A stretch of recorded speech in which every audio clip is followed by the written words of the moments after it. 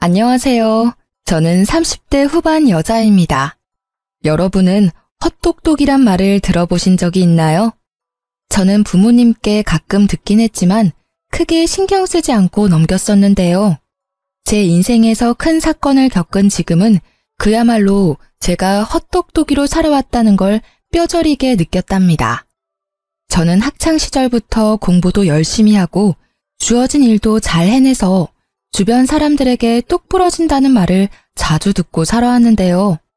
저를 정말 잘 아시는 부모님은 제가 똑똑한 척하는 헛똑똑이라서 막상 제 몫도 잘 챙기지 못하고 허튼 짓을 한다는 걸 잘 알고 계셨던 거죠. 이제는 정말 그렇게 살지 않으려고 더욱 일도 열심히 하고 사람 관리도 허투루 하지 않으며 지내고 있는데요.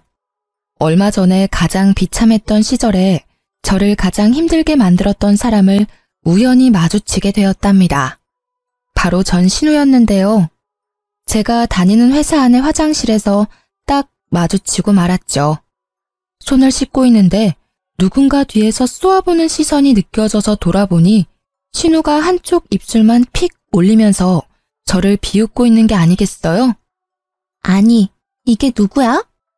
원수는 외나무 다리에서 만난다더니 안 그래도 한 번 만나면 머리털 좀 다 뜯어놓고 싶었는데 하필 면접 보는 회사에서 만날 게 뭐야? 여전히 말버릇 고약한 건 여전하네. 면접 보러 왔으면 남의 회사에서 진상 부리지 말고 얌전히 있다가 가.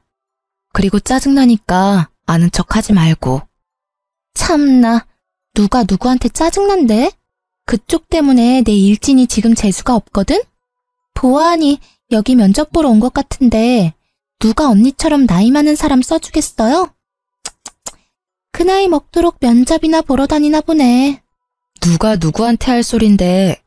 너야말로 이제 30 중반인데 너 백수라서 경력도 하나 없잖아. 뭘 믿고 면접 볼 생각을 하니? 저는 인상을 팍 쓰며 눈썹을 올리는 신우의 어깨를 팍 치고 화장실을 나가버렸어요.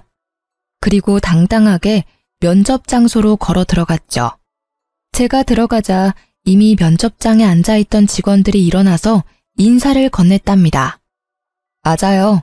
저는 이 회사의 이사로 재직 중이랍니다. 몇 년 전에 이혼한 뒤에 더욱 스펙을 쌓아서 지금의 회사의 임원으로 이직을 성공할 수 있었는데요. 전에 다니던 회사보다 작지만 앞으로 수요가 많은 분야의 회사라서 만족하며 다니고 있답니다.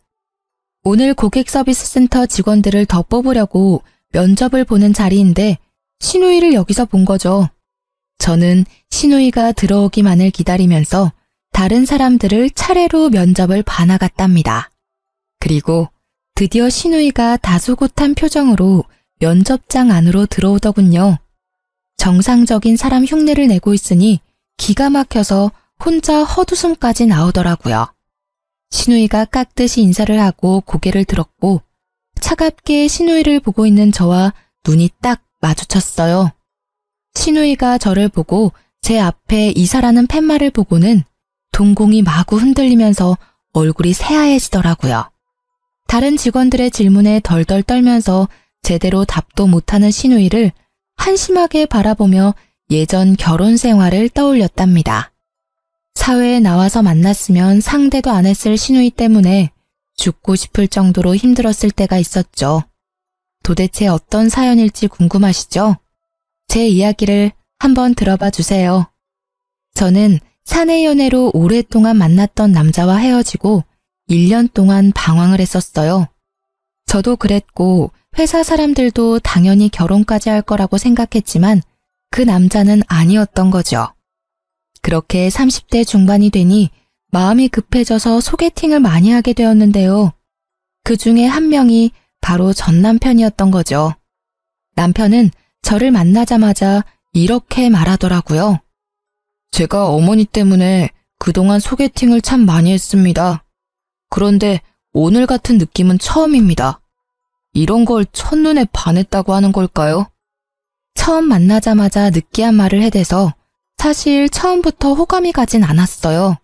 하지만 남편은 자기의 말을 증명이라도 하듯이 정말 열정적으로 구애를 했답니다.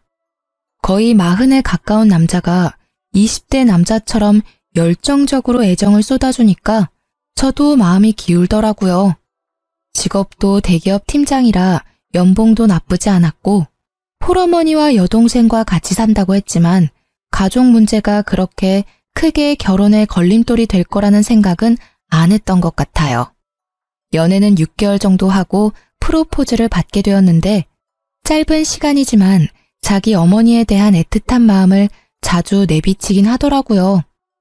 우리 어머니가 나랑 여동생을 키우시느라 정말 고생을 많이 하셨어. 특히 내가 취직할 때까지 용돈 주셔가며 도와주셨지. 그래서 난 진짜 어머니한테 잘하고 싶어. 우리 부모님도 나 키우느라 고생 많이 하셨어. 어느 부모님이든 다 애틋하고 그렇지. 결혼 전에 말하고 싶은 게 있는데 물론 나도 최선을 다할 거야. 하지만 우리 효도는 각자 하자. 요즘 다 그런 거 알지? 어차피 분가해서 우리 둘이 사는데 양가 부모님들 뭐 얼마나 보겠어. 우리도 각자 일하느라 바쁘고. 근데 우리 엄마는 며느리랑 딸같이 친하게 지내시는 걸 항상 바라셨으니까 여보가 좀 맞춰줬으면 좋겠어. 너무 정없게 그러지 말고. 그래, 최선을 다한다니까. 그럼 자기도 우리 아버지랑 낚시도 가고 잘 지내줘. 우리 아빠도 사위랑 낚시 다니는 게 꿈이래. 제가 그렇게 말하니 남편은 꿀 먹은 벙어리처럼 아무 말도 하지 않더라고요.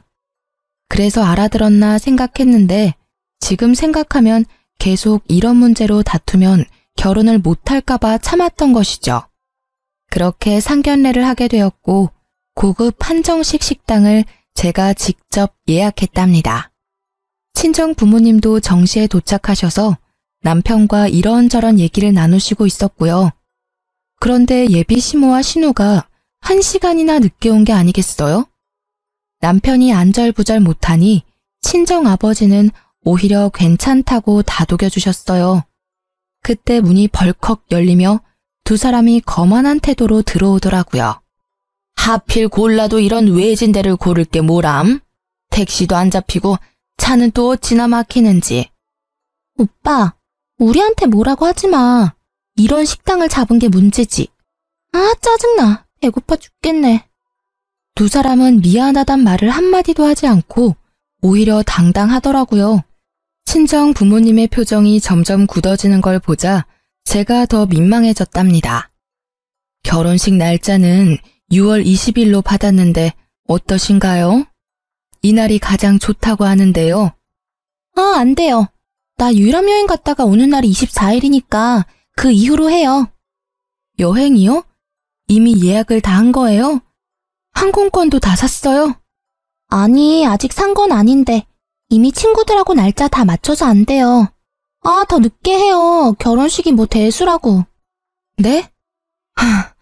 오빠 결혼식이 여행보다 더 중요하죠. 제가 알아보니까 식장도 21일이 제일 저렴하고 조건도 좋아요. 좀 양보해 주시면 안 될까요?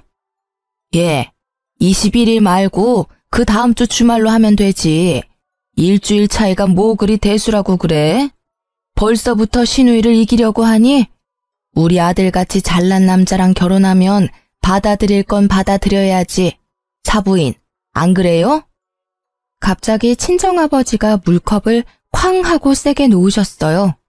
어머니가 얼른 아버지 손을 잡아 말리고 분위기는 순식간에 얼음처럼 차가워졌답니다. 화가 난 아버지를 보고 시모가 그제야 말을 아끼더라고요. 결국 결혼식 날짜는 다시 잡아보기로 하고 그 비싼 밥도 먹는 둥 마는 둥 한 채로 상견례가 마무리되었죠. 집으로 돌아오는 내내 친정 부모님은 아무 말씀도 없으시더라고요. 시모와 신우의 얼굴을 떠올리니 저도 마음이 심란해져서 결혼하는 게 잘하는 일인지 헷갈렸죠. 집에 돌아와서 아버지가 딱 한마디 하시고 방으로 들어가시더라고요. 이 결혼 다시 생각해봐라. 아버지의 차가운 목소리에 정신이 번뜩 드는 것 같았어요. 그래서 며칠간 고심 끝에 남편에게 결혼을 다시 생각해보자고 말했답니다. 그랬더니 매일 저녁마다 집으로 찾아와 친정 부모님 앞에서 죄송하다고 비는 게 아니겠어요.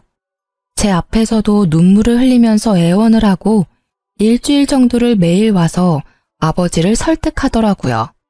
결국 아버지도 결혼을 허락해 주셨고 남편이 결혼식이며 신혼여행까지 책임을 지고 진행시키더라고요. 제가 신경 쓰지 않도록 세세한 부분까지 신경 써가며 결혼식을 준비하는 걸 보니 이 남자를 믿고 살아가 봐도 좋겠다는 생각이 들었죠. 그렇게 여름에 신부가 되어 결혼식을 치르는 날이 다가왔답니다. 신부 대기실에서 친구들과 사진 찍으며 얘기를 나누고 있는데 문이 벌컥 열리더라고요. 문소리만 듣고도 본능적으로 신우이라는 걸 알겠더라고요. 신우를 본 친구들이 경악을 하며 저를 바라봤어요. 그래서 저도 신우를 쳐다봤는데 세상에 하얀 원피스를 입고 왔더라고요. 거기다 빨간 구두를 신고 화장도 세상 촌스럽게 하고 와서 누가 보면 결혼식 파토 내려고 온 여자인 줄 알겠더라고요. 아가씨, 왜 한복을 안 입고 원피스를 입었어요? 근데 원피스 색이 좀... 색이 왜요?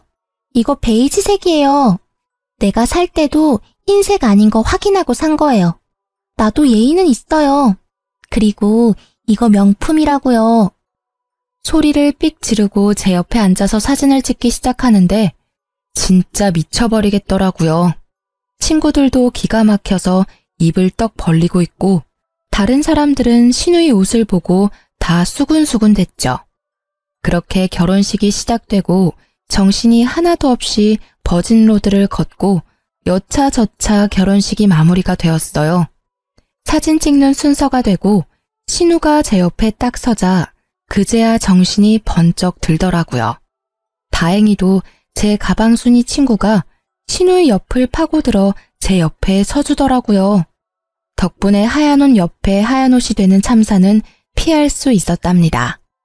그렇게 정신없이 사진을 찍고 부케도 던지고 마무리가 되었어요.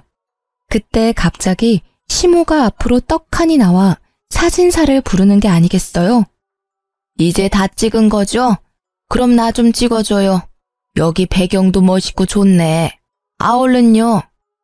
사진사가 영문을 몰라 쳐다보니 시모가 얼른 의자를 하나 가져와서 가운데에 딱 놓고 앉더라고요. 자자, 얼른 찍어줘 봐요. 오늘처럼 이렇게 화장하고 한복 곱게 입었을 때 독사진 좀 찍어두려고 그래요. 저는 너무 황당하고 하객들 보기에도 부끄러워서 남편을 푹 찔렀어요. 지금 어머니 뭐 하시는 거야? 왜 갑자기 사진을 찍으신다는 거야? 좀 말려봐.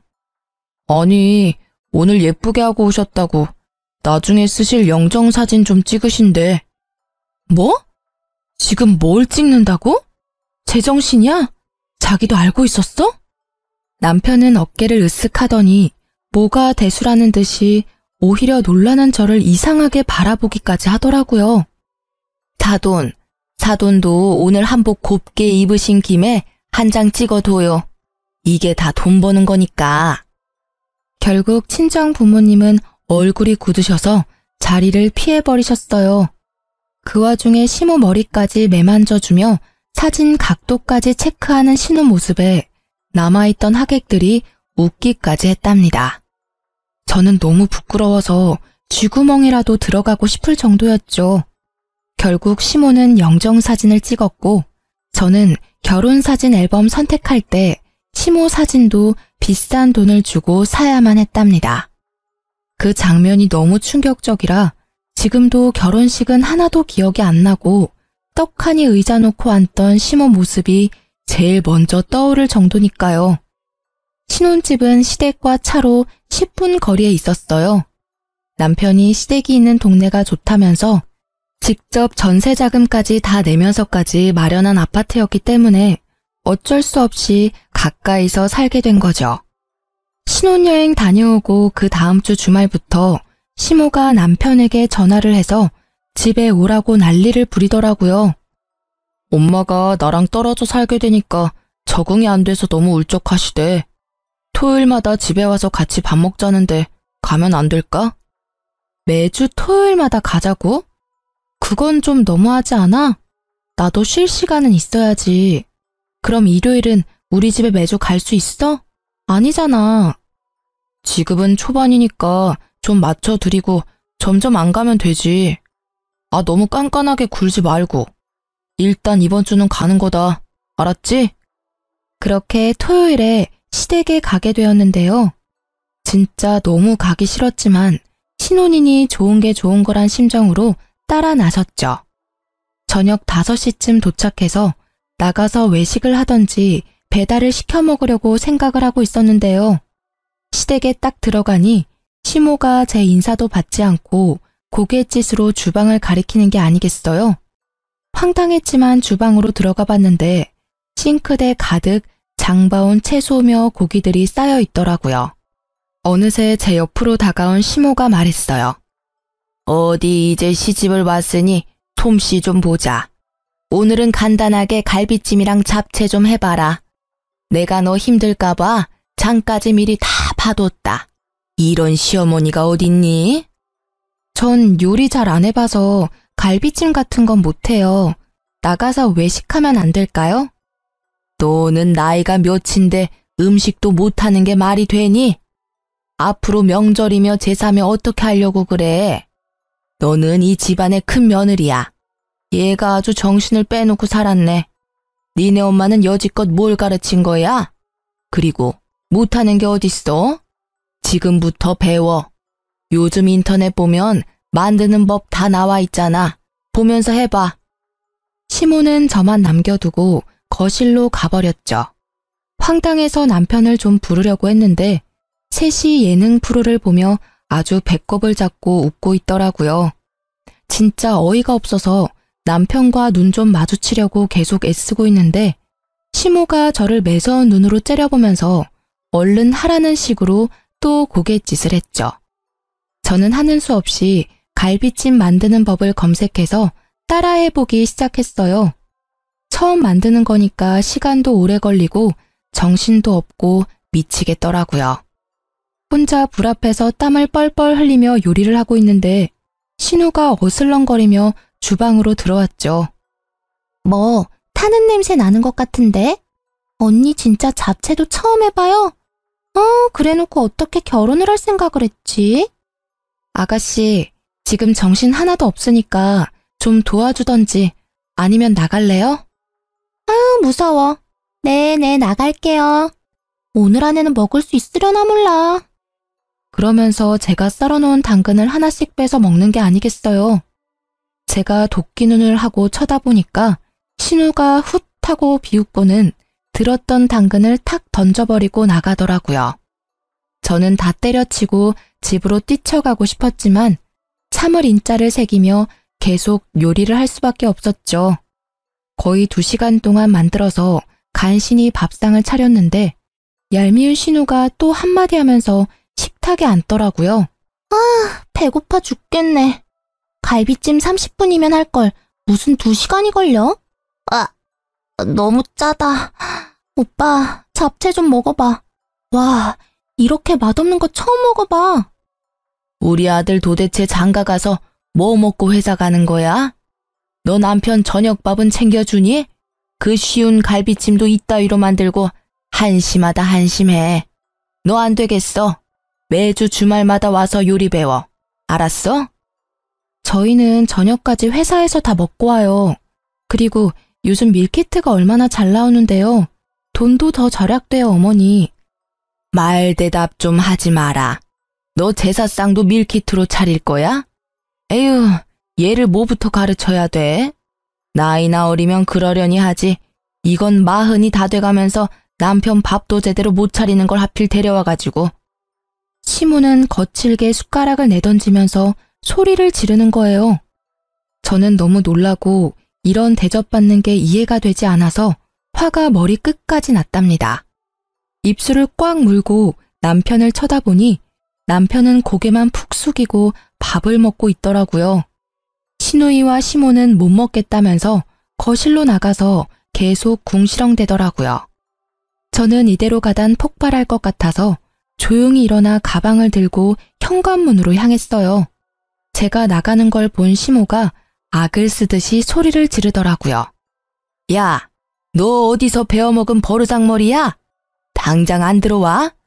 누구 보고 설거지하라고 부엌을 개판으로 만들고 나가는 거야? 야! 저는 그대로 집으로 돌아왔고 남편은 뒤따라오더니 시모한테 전화해서 사과하라고 계속 강요하더라고요.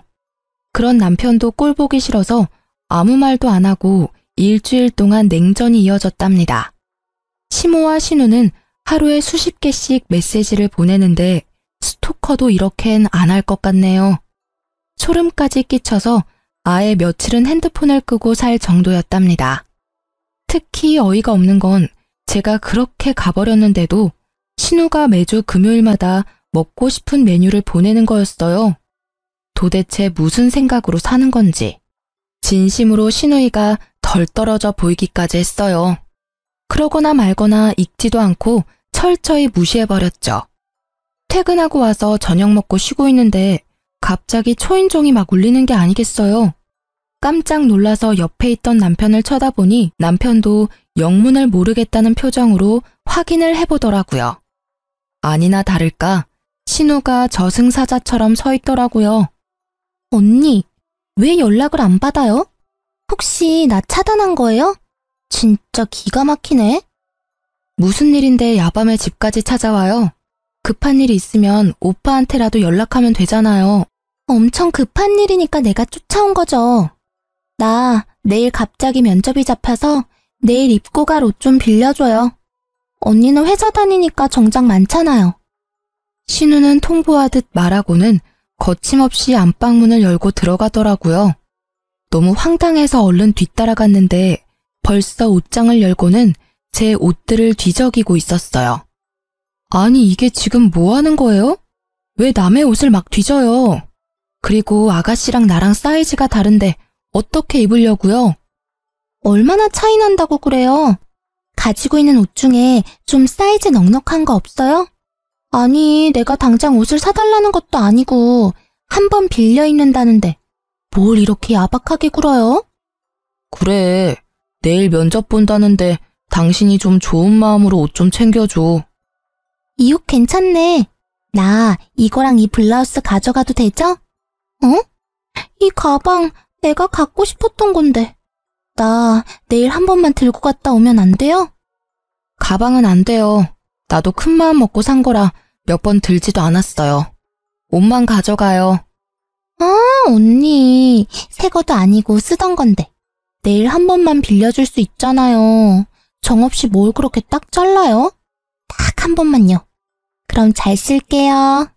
제가 말릴 새도 없이 신우는 가방이랑 옷들을 가지고 현관문으로 질주를 하더라고요. 현관문까지 휑하게 열어놓고 가버린 걸 보니 기가 막혀도 진짜 한참 막히더라고요. 남편도 제가 한마디 할 줄 알고 슬그머니 화장실로 들어가서 나오지도 않고 저는 혼자 냉수를 벌컥벌컥 들이켜고 화를 식혀야만 했답니다. 하루만 입고 돌려준다더니 옷과 가방을 가져간 지 벌써 한 달이 흐르고 있었어요. 저는 남편을 앞세워서 시댁으로 찾아가 봤죠. 아니 그렇게 전화를 해도 받지도 않더니 네가 무슨 바람이 불어서 집까지 다 왔냐? 온 김에 저녁이나 해서 먹고 가라. 역시나 제가 집안에 들어가자마자 시모는 밥 타령을 하기 시작하더라고요. 저는 시모의 말을 무시하고 신우이의 방으로 들어갔어요. 얼마나 정리를 안 하고 사는지 돼지우리가 따로 없더라고요. 저는 신우 옷장을 열어 제 옷을 찾기 시작했죠. 저 구석에 돌돌 말려서 처박힌 블라우스를 발견할 수 있었어요. 옷을 펼쳐보니 세상에 김치국물 자국이 길게 나 있는 게 아니겠어요? 제가 비싸게 주고 산 실크 블라우스였는데 그걸 가져가더니만 마구 더럽혀 놓은 모습에 화가 머리 끝까지 났죠. 더럽혔으면 빨아놓기라도 해야 하는 거 아닌가요? 신우가 저를 자기 아래로 생각하니까 이딴 행동을 할 수 있다는 걸 깨달았죠. 저는 옷장을 뒤져서 신우의 옷 중에서 그나마 비싸 보이는 니트를 찾아서 화장실로 갔어요. 그러고는 변기 안에서 신우의 옷을 마구 쑤셔놓고 나와버렸어요. 마침 신우이가 집으로 딱 들어오더라고요. 그런데 저한테 뺏어갔던 가방을 떡하니 들고 있는 게 아니겠어요? 아가씨, 하루 빌려간다면서 한 달이 지나도록 왜 옷을 안 가져와요? 그리고 그 가방, 내 건데 왜 본인 것처럼 들고 다녀요? 당장 내놔요. 아, 진짜. 그까짓 것 얼마나 한다고 집까지 와서 난리예요. 어차피 언니한테 이 가방 어울리지도 않아요. 나이 들어서 이런 거 들면 뭐해요? 들고 다녔으니까 준 거잖아요. 그냥 나한테 줘요. 사달라는 것도 아니고. 이거 봐요. 옷에도 김치국물 잔뜩 흘려놓고. 아가씨는 기본 예의가 없네요. 당장 가방 내놔요. 저는 신우이 손에서 억지로 가방을 뺏어서 현관으로 가버렸어요. 그때 시모가 달려와서 제 팔을 잡고 저를 휙 돌려 세우더라고요. 야, 이게 보자 하니까 우리 귀한 딸한테 뭐 하는 짓이야?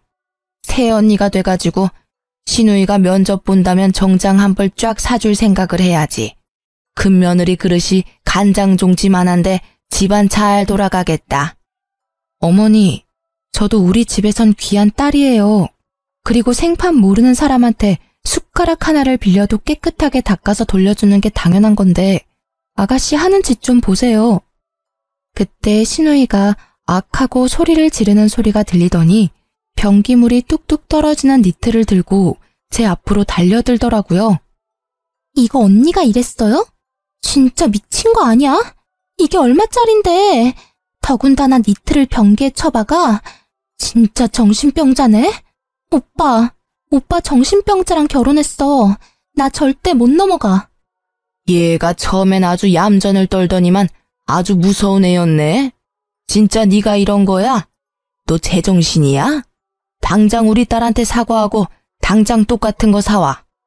그럼 아가씨도 내 블라우스랑 뜯어진 치마 똑같은 걸로 사와요. 그럼 나도 그까짓 니트 사다 줄 테니까. 그리고 어머니, 덜 떨어진 아가씨 그렇게 계속 감싸면 아가씨 결혼도 못하고 평생 저렇게 살 거니까 정신 차리세요. 저는 할 말을 잃고 어버버하는 시모를 뒤로 하고 남편을 쳐다보지도 않고 집으로 돌아와 버렸답니다. 남편도 바로 저를 따라와서 엄청나게 화를 내더라고요. 시모와 시누이가 핸드폰에 불이 나도록 번갈아가며 전화하는 건 말할 것도 없고요. 한 번도 제 편을 들지 않는 남편한테도 더 이상 실망할 것도 없고 말 섞기도 지쳐서 완전히 무시하고 말도 하지 않고 지냈답니다. 한 달 넘게 남편과 말도 하지 않으니까 남편도 기가 죽었는지 제 눈치를 살살 보며 지내더라고요. 저는 그 사이에 남편에게 모든 정이 다 떨어져 버려서 남편이 쩝쩝대며 밥 먹는 모습도 꼴 보기가 싫을 정도였어요. 그래서 될 수 있으면 야근까지 하고 집에 늦게 들어왔답니다. 주말에도 근무를 지원해 남편과 함께 있는 시간을 최대한 만들지 않으려고 했어요. 그렇게 몇 달이 지나고 잠잠하던 시모가 슬금슬금 연락이 오기 시작하더라고요. 신우도 이번 주 메뉴를 적어서 보내기 시작하는데 진짜 정신이 이상한 게 아닌가 하는 생각까지 들었어요. 일반적인 사람이라면 이럴 수가 없잖아요. 하루는 제가 정신없이 일을 하다가 전화가 와서 확인도 안 하고 받았는데 앞불싸 신우이더라고요. 이제야 전화를 받네요. 엄마가 이번 주 토요일에 와서 닭볶음탕 만들어서 같이 먹재요. 그럼 지금까지 했던 행동들 용서해주고 다시 잘 지내본다니까 장 봐서 일찍 와요. 내가 용서받지 못할 행동한 게 있나요? 아가씨가 나한테 잘못을 빌어야 될 것 같은데. 아가씨 면접 붙었어요? 떨어졌죠? 그럼 지금 하는 일 없는 백수잖아요. 아가씨가 어머니한테 닭볶음탕 좀 만들어서 효도 좀 해봐요. 됐죠? 말 다 했어요? 나도 알바 하거든요. 나한테 이렇게 대한 거 엄마한테 다 말할 거니까 알아서 해요. 내가 엄마 대신 좋게 말해보려고 했는데 안 되겠네 진짜. 저는 픽 비웃어주고는 전화를 끊어버렸어요. 그날 밤 늦게 집에 들어갔는데 남편이 저를 기다리고 있었는지 소파에 다소곳이 앉아있더라고요. 그러더니 바로 어디론가 전화를 걸더니 대뜸 저한테 핸드폰을 넘겨주는 게 아니겠어요? 인상을 쓰며 전화를 받았더니 시모가 악을 쓰기 시작했죠. 야, 네가 뭔데 시어미를 무시해? 네 부모가 그렇게 가르치든? 너 내가 내일 네 회사 쳐들어가서 다 깨부수고 망신 주기 전에 토요일에 장 봐서 집으로 튀어와. 알아들었어?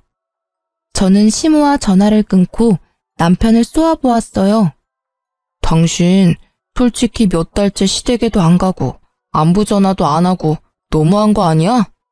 나한테 쌀쌀맞게 구는 건 내가 참을 수 있는데 우리 엄마한테는 그러지 마. 나 키우느라 얼마나 고생을 하셨는데. 며느리랑 좀 잘 지내고 싶으시다는데 도대체 왜 그래? 그럼 당신은 왜 우리 집에 전화도 안 하고 가지도 않는 건데? 신우가 나한테 미안하다고 상식적으로 한마디만 했어도 내가 이렇게 정 떨어지진 않았어. 아니, 사위랑 며느리가 같아. 사위는 손님이라잖아. 손님이 전화하냐? 그리고 그거 옷 몇 푼이나 한다고 그 난리인지 난 지금도 이해가 안 된다. 가족끼리 싸우기도 하고 화해하고 그렇게 사는 거 아니야? 당신 너무 이기적인 거 알아? 토요일에 무조건 가는 거야. 역시 남편과는 대화가 전혀 통하지 않았어요. 그놈의 닭볶음탕이 이렇게 저를 힘들게 할지는 상상도 못했는데 말이죠. 저는 작년 이맘때쯤에 저를 떠올려 봤어요. 시댁과 남편과 엮이지 않았을 땐 자유롭고 홀가분한 삶을 살았었는데 지금은 너무나 숨이 턱턱 막혀왔어요. 결혼하지 말라는 친구들의 말이 그냥 행복에 겨운 투정인 줄 알았는데 진심이었을 것 같다는 생각이 들었죠. 왜 결혼을 했는지 너무나 후회되고 할 수만 있다면 작년으로 시간을 되돌리고 싶었답니다. 결국 토요일에 장을 봐서 남편과 시댁으로 갔죠. 집 안으로 들어가 보니 시모와 신우는 저를 아는 척도 안 하고 텔레비전을 보고 낄낄대고 있더라고요. 저도 말 섞기 싫어서 바로 주방으로 들어가서 재료를 손질하기 시작했어요. 닭을 데치고 있는데 시모가 어느새 쓱 들어와서 제가 하는 걸 보고 있더라고요. 닭볶음탕 해보긴 했니? 닭 냄새 안 나게 잘해라. 네 남편이 얼마나 냄새에 민감한 줄 아니? 전 시모 말에 대꾸도 안 하고 요리를 해나갔어요. 시모가 머쓱해졌는지 알아서 주방을 나가더라고요. 그렇게 닭볶음탕이 완성되었고 저는 식탁에 한 상 차려놓았죠. 와, 냄새 좋은데? 맛있어 보이네. 처음인데도 그럴듯한데? 먹어봐야 아는 거지. 아니 하면 이렇게 잘하면서 왜 그렇게 튕겨? 세 사람 다 숟가락을 들고 먹기 시작했죠. 저는 가만히 앉아서 바라보기만 했답니다. 이게 뭐야? 토할 것 같아. 왜? 얘, 이게 뭐니? 아우 짜! 소금을 들이부었어? 어머, 그렇게 짜요? 제가 처음 해봐서 맛을 잘 모르겠더라고요. 먹어봐도 계속 싱거워서 소금을 좀 더 넣었는데. 먹어보니 좀 짜긴 하네요. 어떡하죠? 시모가 열이 받았는지 숟가락을 집어 던지더라고요. 신우는 화장실에 가서 토를 하는지 입을 씻어내는지 한참을 나오지 않았죠. 당신 이게 뭐 하는 짓이야? 진짜 실수한 거 맞아? 이렇게 소금 범벅을 해놓고 어떻게 남편 먹으라고 내놓을 수가 있어? 너 딱 봐도 일부러 그랬지? 이거 진짜 못 쓰겠네. 주방도 아주 개판으로 만들어 놓고. 너 당장 싹 정리하고 집 청소까지 다 해놓고 있어. 너는 밥 먹을 자격도 없어. 우리는 나가서 밥 먹고 올 테니까 그때까지 기다리고 있어. 난 이번 일 절대 그냥 못 넘어가. 이건 우리 집을 무시하는 거야. 저는 아무 대꾸도 하지 않고 소금 범벅 닭볶음탕을 바라보고 있었죠. 세 사람은 기가 막히다고 한참을 열을 내더니 밖으로 나가더라고요. 저는 주방을 더 엉망으로 만들어 놓고 닭볶음탕이 담긴 냄비를 가지고 친정으로 향했어요. 사실 덜어놓은 한 접시에만 소금을 쏟아부었고 나머지는 정상적인 닭볶음탕이었거든요. 제가 갑자기 찾아오자 친정 부모님은 놀라신 눈치였지만 제가 만든 닭볶음탕을 드시면서 맛있다고 행복하게 드시더라고요. 저도 그런 부모님의 모습을 보며 그동안 부모님을 위해 요리 한번 제대로 해본 적이 없다는 걸 깨닫고 제 자신을 돌아보게 되었죠. 부모님과 식사를 마치고 수다를 떨면서 오랜만에 평화로운 시간을 보내고 있는데 아니나 다를까 핸드폰에서 불이 나도록 연락이 오기 시작했어요. 30분 정도 지났을까? 친정집 현관문을 누가 미친 듯이 두드리기 시작했답니다. 놀라신 부모님이 현관문을 열자 남편이 씩씩대며 서 있더라고요. 아니 자네 이게 무슨 일인가? 왜 이렇게 문을 부수듯이 두드려? 제 처 여기 있죠? 아무리 전화를 해도 받아야 말이죠. 야, 당장 나와. 야라니? 자네 왜 이렇게 흥분을 했나? 도대체 무슨 일인가? 저게 우리 집 주방을 개판으로 만들고 일부러 소금을 들이부어서 제 동생은 죽을 뻔했다고요.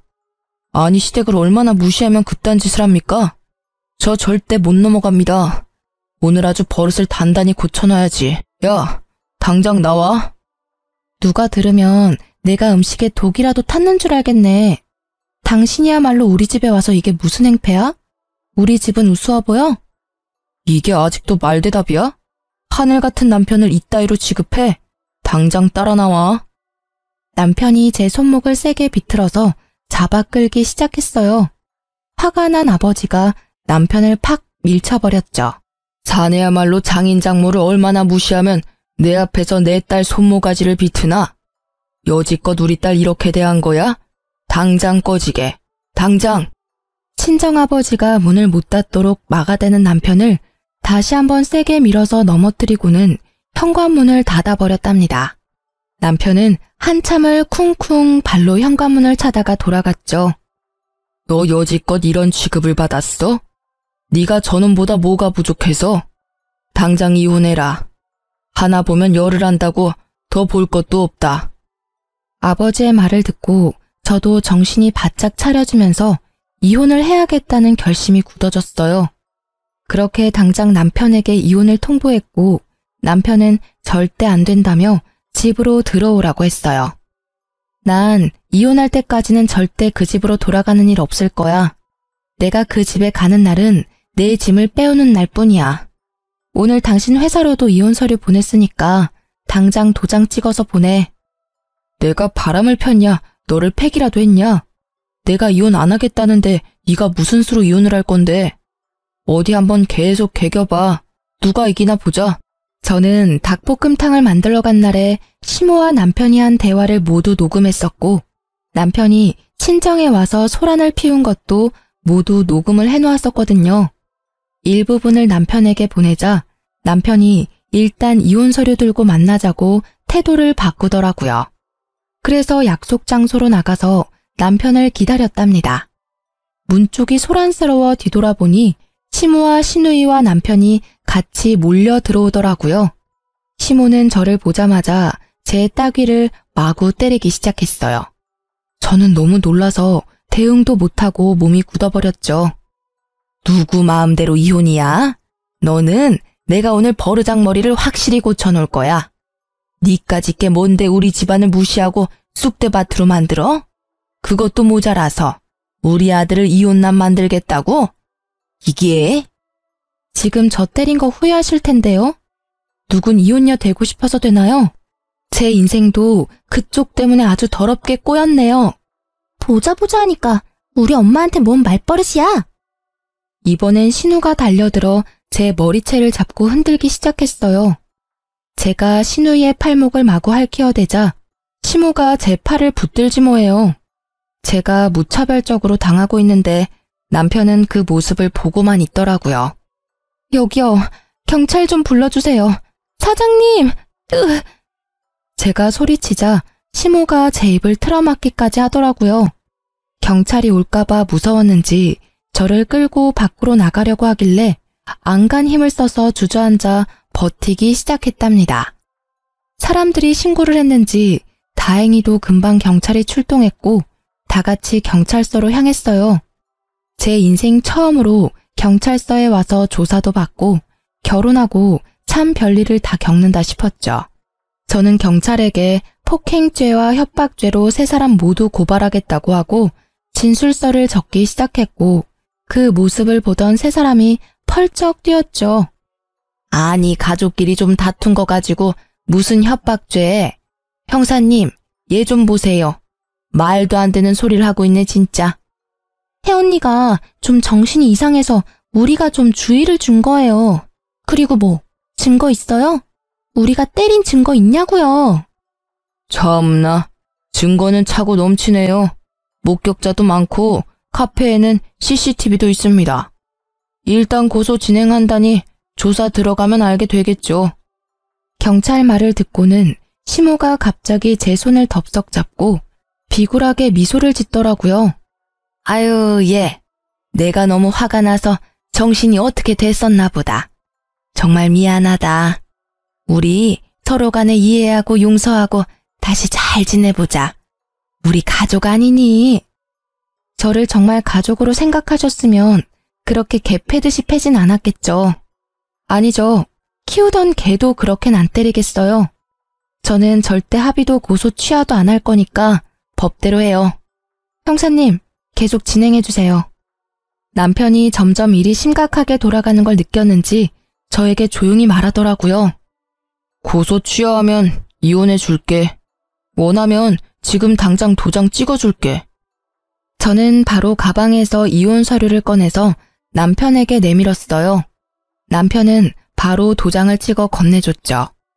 일단 고소를 나중으로 미루고 이혼 서류부터 접수했고 시댁에게 폭력을 당했다는 증거가 있어서 좀 더 빠르게 판결을 받을 수 있었어요. 그렇게 1년이 채 넘지 않은 결혼 생활의 종지부를 찍게 되었답니다. 이혼 확정 신고한 바로 다음 날 저는 다시 해당 경찰서에 찾아가 고소를 진행했고 몇 달이 지나 시모와 시누이에게 폭행죄로 벌금이 선고되었다는 걸 통보받을 수 있었어요. 그리고 바로 남편과 시모에게 계속 연락이 왔고 제가 받지 않자 온갖 욕을 해대며 음성 메시지를 잔뜩 남겨놓았더라고요. 전 상대하기도 싫어서 바로 핸드폰 번호도 바꾸어버리고 남편과 시댁 자체를 머릿속에서 지워버리려고 온갖 노력을 했어요. 1년의 결혼과 이혼 과정은 제 인생에서 철저히 도려내고 싶은 부분이라 오히려 질질 끌지 않고 빨리 해결해서 감사할 뿐이었죠. 그렇게 5년의 시간이 흐르고 저는 연애도 하지 않고 오로지 일에만 몰두했답니다. 그러다가 헤드헌터에게서 현재 회사의 임원 자리로 스카웃 제의를 받아 이직을 하게 되었고 혼자여도 만족스러운 삶을 살아가고 있었죠. 그러다가 면접 자리에서 전 시누이를 딱 맞닥뜨리게 되니 예전 생각이 나서 기분이 너무 안 좋더라고요. 면접 내내 제 눈치만 보며 말도 제대로 못한 시누이는 쫓기듯이 면접장을 나가버렸어요. 그렇게 마무리가 되었나 싶었는데 복도에서 저를 기다리고 있더라고요. 제가 무시하고 지나가자 거칠게 제 손목을 낚아채는 거 있죠? 저는 시누이의 손을 탁 쳐내고 날카롭게 쏘아붙였어요. 이게 지금 예의 없게 무슨 짓이죠? 우리 집은 개떡같이 만들어놓고 혼자 아주 잘 나가고 계셨네? 너랑 이혼하고 우리 오빤 회사에서 잘려서 지금까지 백수야. 생활비가 없어서 우리 엄마가 청소 일하러 다니다가 허리 다쳐서 지금 요양병원에 있어. 다 너 때문이야. 어떻게 책임질래? 네 오빠가 잘려서 다시 직장 못 구하는 게 왜 내 탓이니? 무능력한 네 오빠 탓이지. 그럼 네가 정신 차리고 고깃집 불판이라도 닦아서 돈을 벌어야지. 너 지금까지 백수지? 뭐? 너 지금 말 다 했어? 너 때문에 빨간 줄 생겨서 취직도 못하는 거잖아. 네가 책임져.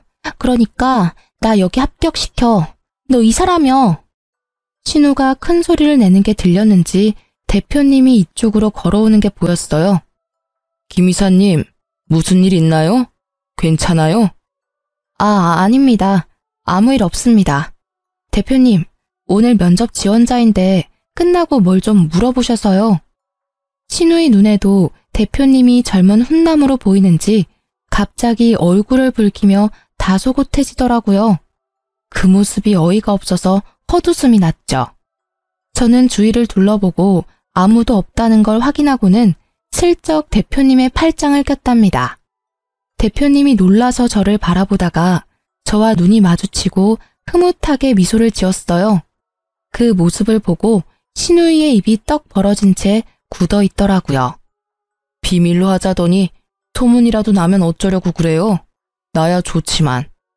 사실 저는 대표님과 1년 넘게 사내 연애 중이었답니다. 저보다 4살이 많은데 일만 하느라 여지껏 연애도 많이 해보지 않았던 대표님과 매일 야근하며 붙어있다 보니 이성적인 감정이 싹 트더라고요. 슬슬 결혼 얘기가 나오고 있어서 곧 회사에도 알릴 예정이긴 했지만 신우의 부끄러워하는 얼굴을 보니 일부러 보여주고 싶었달까요? 합격자는 내가 결정하는 게 아니라 서류 전형과 면접 점수를 합산해서 공정하게 선발할 예정입니다. 합격자 발표까지 기다리세요. 입술을 씹으며 저를 노려보는 신우이를 뒤로하고 대표님과 함께 사무실로 돌아갔죠. 당연히 합격하지 못했고요. 다시는 마주치고 싶지 않을 뿐입니다.